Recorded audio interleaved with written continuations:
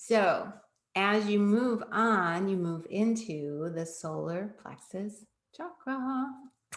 The solar plexus chakra, if you haven't noticed by all the yellow I'm always wearing, I love the solar plexus chakra. It's my favorite, but I'm a Leo and it's the sun. And so I have very strong feelings about the solar plexus. Because it's so important and it's something that I have personally struggled with so much. So I totally get it. But your solar plexus is very, very important.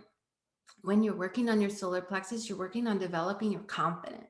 As I mentioned in the sacral chakra section, as you're figuring out what you want to do and you're willing to try and mess up and go in all these different directions and explore, as you do that and you really start learning what you love and what you want, you start to build your confidence.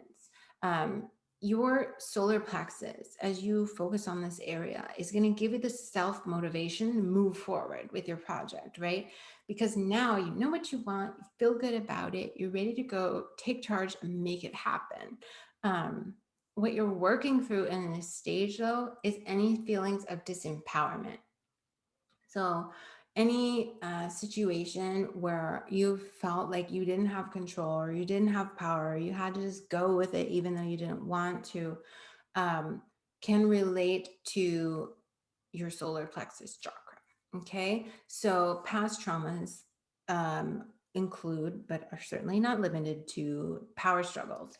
If you experience a lot of power struggles, maybe with your parents, or power struggles with siblings, or power struggles with bosses, you can see these things really reflected. So you don't always have to look at childhood, because usually they kind of repeat, right? Issues we don't deal with back then repeat themselves. Like maybe you have a boss who reminds you of your parent who you fought with a lot. Maybe you have a coworker who reminds you of your brother that you were competing with all the time, right? Those are telltale signs of solar plexus chakra issues. If you experience any kind of verbal abuse or like being controlled, like trying to be controlled or manipulated through words, or even physical force, then it's certainly that would be a solar plexus chakra related issue. Um, and I already mentioned competition. If you have a competitive background or like can feel like you are always competing with your siblings or competing, maybe you played sports in school and you were always like competing with people for attention or recognition or like being defeated all the time, that can relate to solar plexus chakra.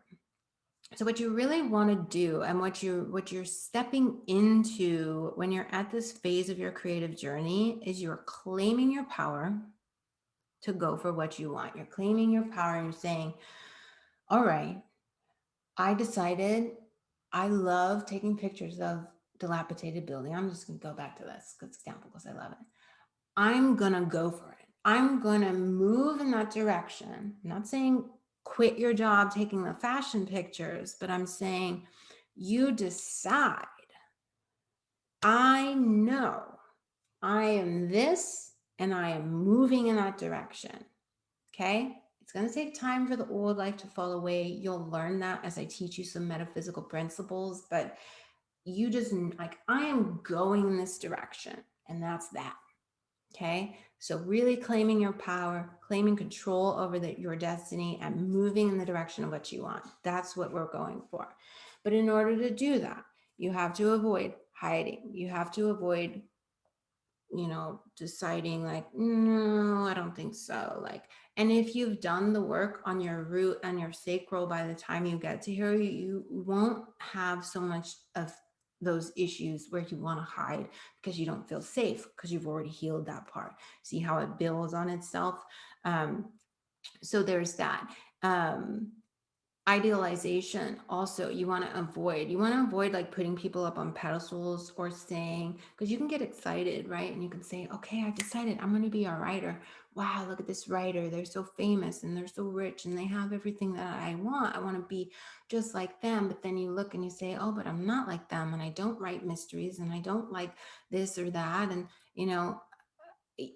when you idolize people, you disconnect yourself from being able to reach a similar level of achievement. It's not worth it. Like, it doesn't serve you in any way. It doesn't strengthen you. It doesn't encourage you. It only discourages you. So and also, you want to avoid compromising your integrity. So, as I just gave you an example of idealizing this person, if you then say, well, they got there by writing mysteries, so I guess I'm just going to write mysteries. What did you just do? You just disempowered yourself because you don't fucking like mysteries. Like, you don't want to write them. You want to write humorous rom-coms. Like, I don't know. You know what I mean? Like, when you compromise your integrity, when you compromise what you want, you have now just given them the power to disempower you. And guess what? When you try to move towards writing that mystery, you are going to have the hardest time. It is going to be uphill every step of the way because you hate mysteries. Why would you do that to yourself? Do you kind of understand what we're talking about here? So it's very important that you embrace a commitment to yourself. What do I want to do? This is what I claim as my identity, my desire, my goal, and have the courage to face any fears that come along the way. Look, maybe mysteries are hot right now, so you're afraid that writing rom-coms isn't pertinent to the market. But again, if you have the courage to face the fears that the market will change, that when my rom-com is done, the market will have flipped, right? And that will take some belief work later on in the upper chakras. But if you start moving in the direction, stay committed to what you want, that is you being in your solar plexus power, okay?